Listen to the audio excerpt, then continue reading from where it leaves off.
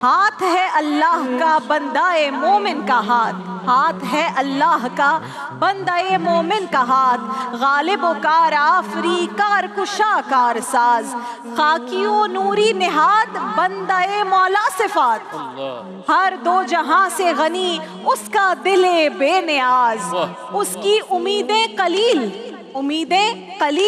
اس کے مقاصد جلیل، اس کی امیدیں قلیل اس کے مقاصد جلیل، اس کی ادا دل فریب اس کی نگاہ دل نواز۔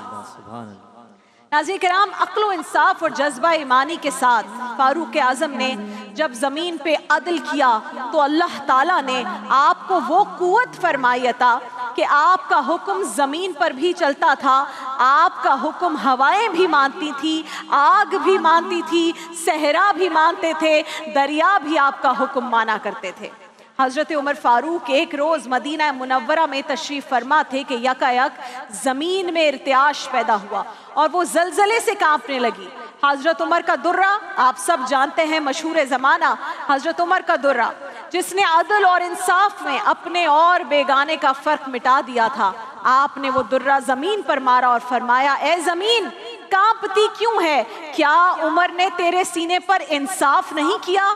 آپ کا یہ کہنا تھا کہ زمین تھم گئی، رک گئی، ٹھہر گئی اور ایسی ٹھہری کہ وہ دن ہے اور آج کا دن ہے، مدینے کی سرزمین پر کبھی زلزلہ نہیں آیا۔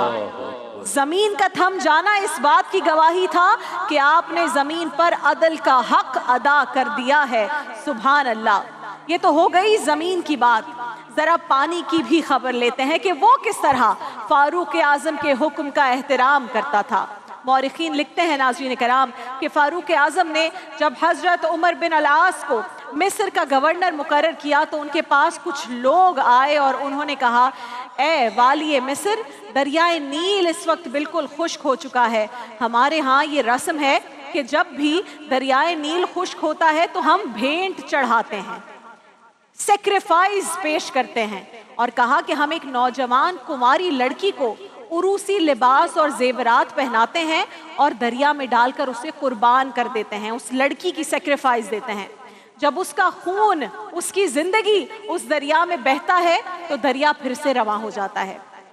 یہ توہم پرستی تھی، لوگوں کی اسی طرح سے زندگی گزارنے کا طریقہ کار تھا۔ تو کہا کہ اگر ہم ایسا نہ کریں تو دریائے نیل میں پانی واپس نہیں آتا، اب آپ بتائیں ہم کیا کریں؟ وہ گورنر تھا، اس نے جواب دیا کہ اسلام تو اس طرح کی رسومات کی بالکل اجازت نہیں دیتا، میں اپنے خلیفہ کو اس رسم بد سے آگاہ کرتا ہوں۔ اور حضرت عمر بن عاص نے سیدنا فاروق اعظم کو ایک لیٹر لکھا، خط لکھا اور پھر جوابی خط کا انتظار کرنے لگا۔